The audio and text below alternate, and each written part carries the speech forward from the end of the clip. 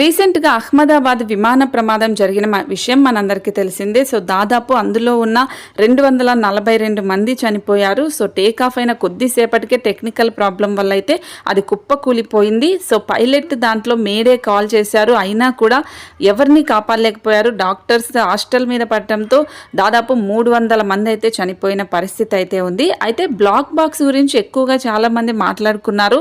అసలు black box విమాన ప్రమాదాల్లో కీలక పాత్ర పోషిస్తుంది అని చెప్పగానే అసలు బ్లాక్ బాక్స్ అంటే ఏంటి, దీన్ని ఎందుకు అమరుస్తారనేది చాలామంది తెలుసుకోవాలని అనుకున్నారు. సో అయితే బ్లాక్ బాక్స్ అని పేరు ఉంది, కానీ ఈ బ్లాక్ బాక్స్కి ఆరెంజ్ కలర్ రంగు ఎందుకు వేశారు అనేది ఈ వీడియోలో నేను క్లియర్గా చెప్పబోతున్నాను. దాని వెనుక ఉన్న రహస్యం ఏంటనేది తెలుసుకుందాం. అయితే విమాన వెనుక భాగంలోనే ఈ బ్లాక్ బాక్స్ని అమరుస్తూ ఉంటారు.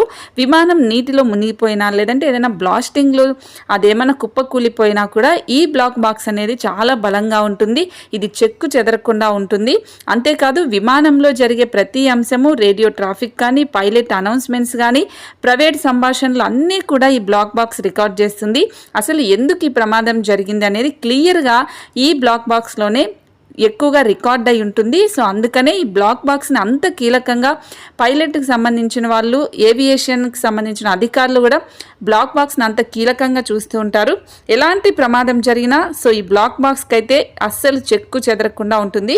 అయితే బ్లాక్ బాక్స్ ఆరెంజ్ కలర్లోనే ఎందుకు ఉంటుంది అనేది చాలామందికి తెలియదు.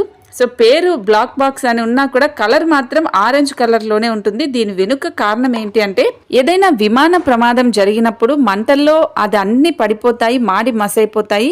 బ్లాక్ బాక్స్ కూడా కింద పడిపోయే అవకాశం ఉంటుంది. అప్పుడు నలుపు రంగులో ఉంటే గుర్తించడం కష్టం, కాబట్టి ఈజీగా గుర్తించడానికి ఆరెంజ్ కలర్ అనేది ఈ బ్లాక్ బాక్స్కి ఉపయోగిస్తారు.